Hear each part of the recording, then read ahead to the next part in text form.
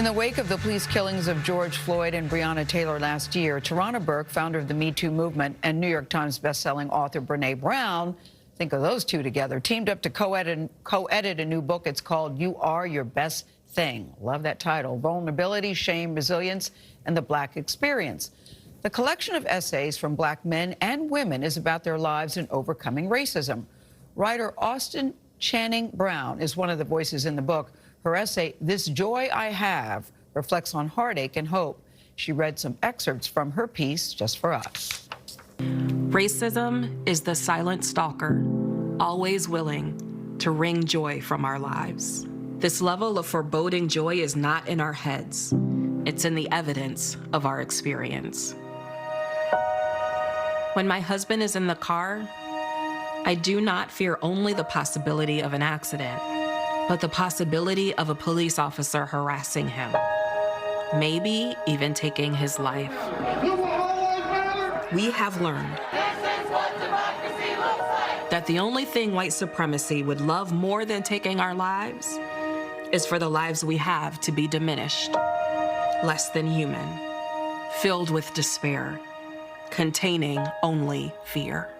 The joy of Blackness persists. Our joy is in the legacy of all that our ancestors have done for us. Our joy is being able to participate in that legacy now. Our joy is in having left a mark in the world, being able to say, I was here. When I look into my little boy's eyes and wonder if his life will mirror Trayvon's, I silently thank Trayvon Martin for his life. I will love him harder, and in this become softer. I will be vulnerable, open to being hurt, because I trust that my joy in him cannot be taken away. Beautiful picture of her with her little baby boy. Tarana Burke and Brené Brown join us now. Tarana, we should say, also recently signed a production deal with CBS Studios.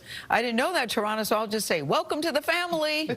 And it's good to see you both this morning. Those essays, guys, are so powerful. You know, I pulled out a couple. Laverne Cox, who says she never leaves home without her armor up. I like that. Professor Mark Lamont Hill says therapy is a staple of his emotional diet. In the beginning, it was a badge of shame, and now it's key to survival. I mean, you just have one powerful reading after another after another. So, Tarana, I want to start with you. What were you trying to accomplish with the essays? What were you looking for, and why did you think Brené Brown would be the perfect partner for this? Well, Brené and I are friends, and I had many discussions with her about some of these topics. And when this came up, when George Floyd and Breonna Taylor hit us like a ton of bricks last summer, I was really sad, and I watched a lot of Black people around me who were also sad and felt a range of emotions, but nobody really was tapping into what we were feeling, and as much as they were asking, how can we be better people? How can we be anti-racist and things like that? And so I wanted to talk to Brené about, you know, how her work had helped me, but also about how we can contribute to this moment. And, you know, true to form, she was very, very, very much down with it as soon as I asked the question. Were you reluctant to ask her?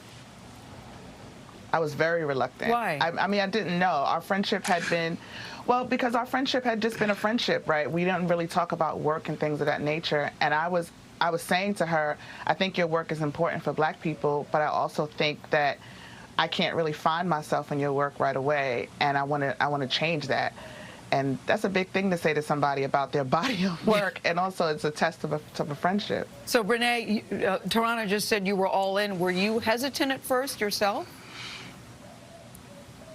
No, this is something I've been grappling with for a really long time, and because I had always had incredibly diverse samples, I knew that what needed to change was the telling of the stories that brought the data to life. I knew the data were representative of large groups of people, but I use a lot of my own stories, and I thought, how? I don't want people to have to work hard to find themselves in the work. And so when she teed up the idea of a collaboration, I think my answer was heck yes, or some version of that. Yeah, but I understand at one point you said, should a white person be talking about this? How do we navigate that? Oh, yeah, Was that a conversation?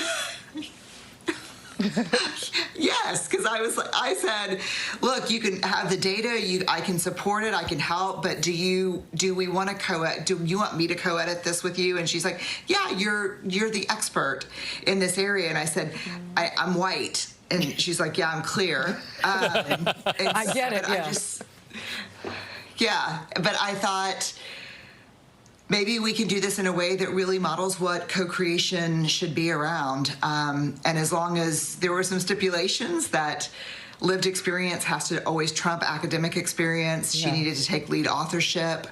Yeah, I did think that was interesting, it was Brené. an incredible project. I did think it was interesting when you say, life experience always trumps academics.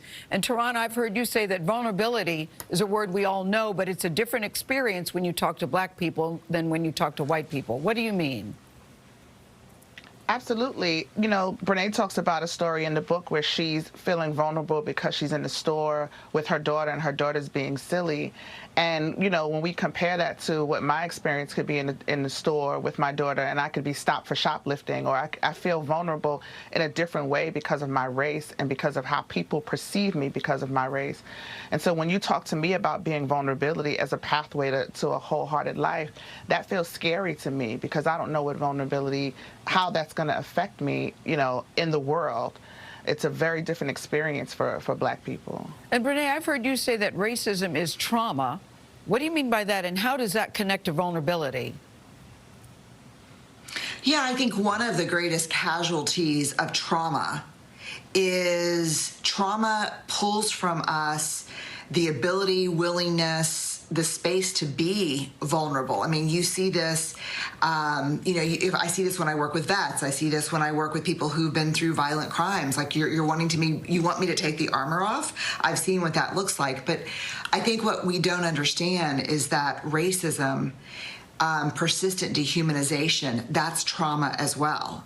And so it's really important to understand that safety, emotional safety, physical safety are prerequisites for vulnerability. And we all have a responsibility to create that environment, because just because you're black or you've gone through trauma doesn't mean that you need less vulnerability in your life to know intimacy and trust and creativity and innovation.